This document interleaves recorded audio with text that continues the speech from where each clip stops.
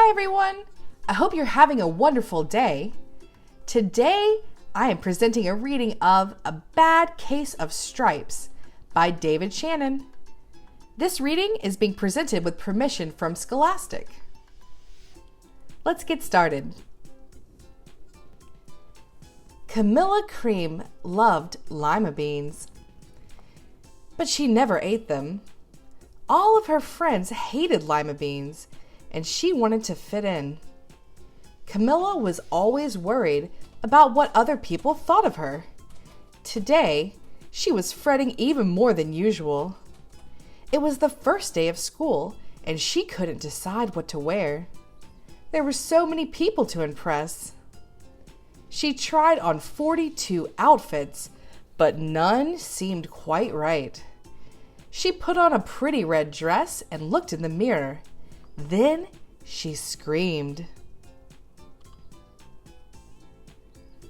Her mother ran into the room, and she screamed too. "Oh my heavens," she cried. "You're completely covered with stripes." This was certainly true.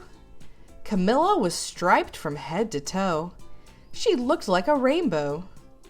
Mrs. Cream felt Camilla's forehead. "Do you feel all right?" she asked. "I feel fine," Camilla answered, "but just look at me." "You get back in bed this instant," her mother ordered. "You're not going to school today." Camilla was relieved. She didn't want to miss the first day of school, but she was afraid of what the other kids would say. And she had no idea what to wear with those crazy stripes. That afternoon, Dr. Bumble came to examine Camilla. "Most extraordinary," he exclaimed. "I've never seen anything like it. Are you having any coughing, sneezing, runny nose, aches, pains, chills, hot flashes, dizziness, drowsiness, shortness of breath, or uncontrollable twitching?" "No," Camilla told him. "I feel fine." "Well then," Dr. Bumble said, turning to Mrs. Cream, "I don't see any reason why she shouldn't go to school tomorrow. Here's some ointment that should help clear up those stripes in a few days. If it doesn't, you know where to reach me." And off he went. The next day was a disaster. Everyone at school laughed at Camilla. They called her Camilla Crayon and Night of the Living Lollipop. She tried her best to act as if everything were normal, but when the class said the Pledge of Allegiance, her stripes turned red, white, and blue, and she broke out in stars.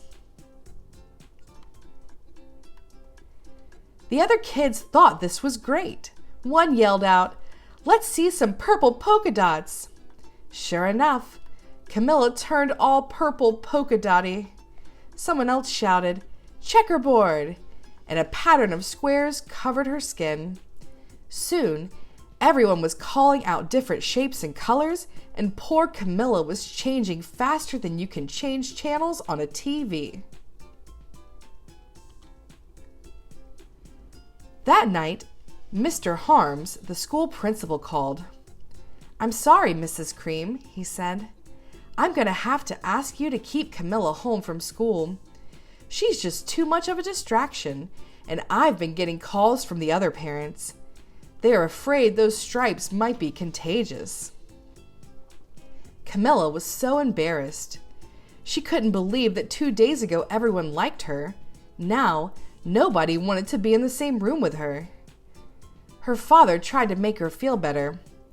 "Is there anything I can get you, sweetheart?" he asked. "No, thank you," sighed Camilla. What she really wanted was a nice plate of lima beans, but she had been laughed at enough for one day.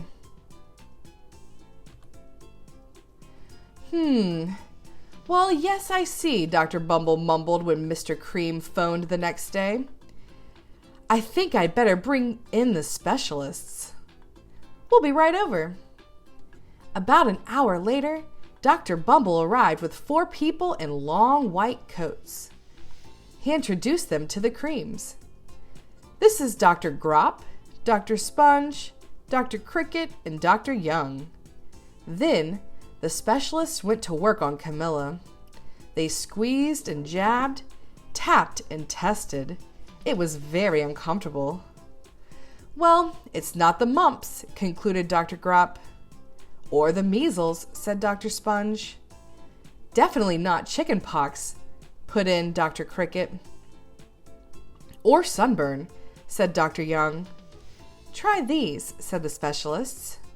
They each handed her a bottle filled with different colored pills. "Take one of each before bed," said Dr. Grop. Then they filed out the front door, followed by Dr. Bumble. That night, Camilla took her medicine. It was awful.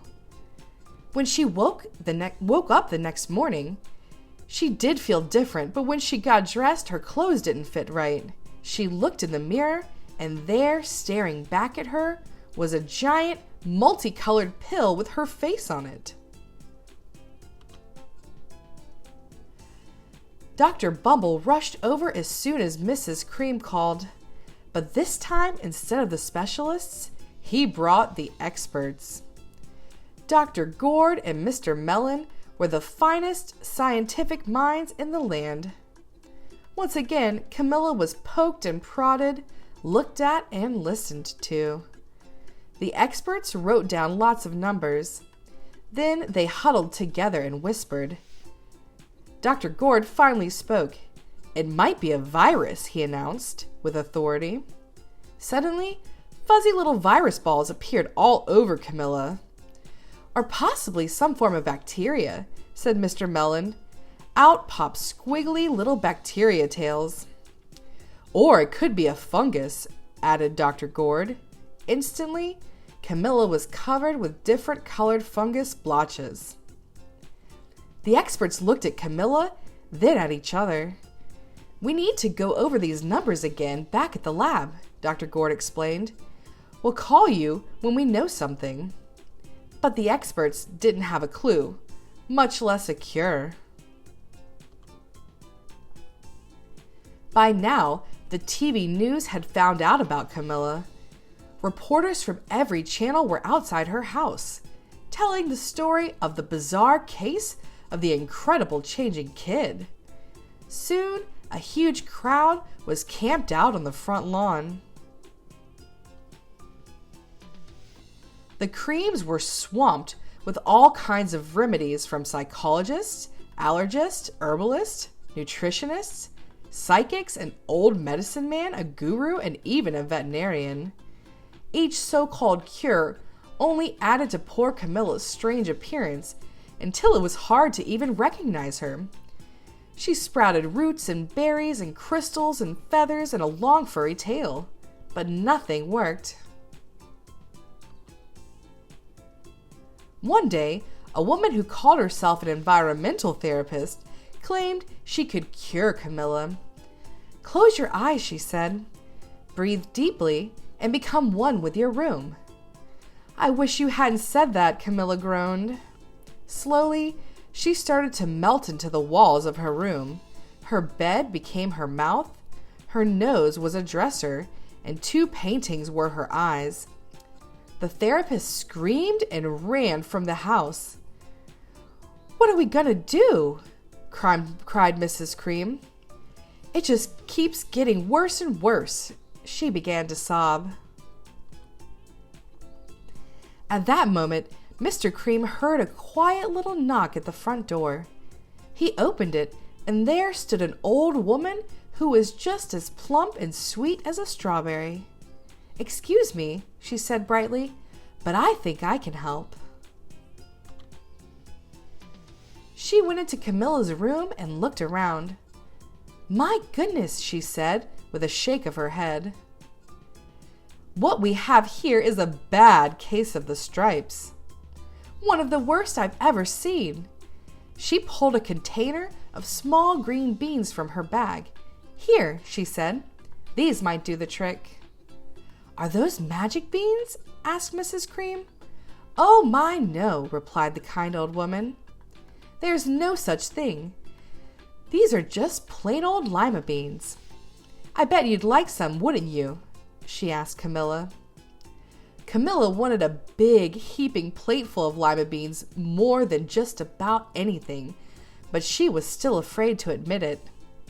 Yuck, she said. No one likes lima beans, especially me. Oh dear, the woman said sadly.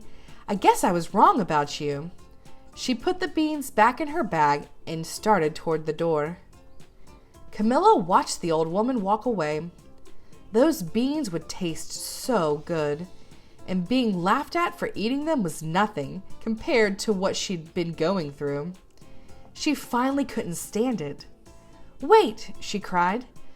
The truth is, I really love lima beans. I thought so, the old woman said with a smile. She took a handful of beans and popped them into Camilla's mouth. Mmm, said Camilla. Suddenly, the branches, feathers, and squiggly tails began to disappear. Then the whole room swirled around. When it stopped, there stood Camilla, and everything was back to normal. I'm cured, she shouted.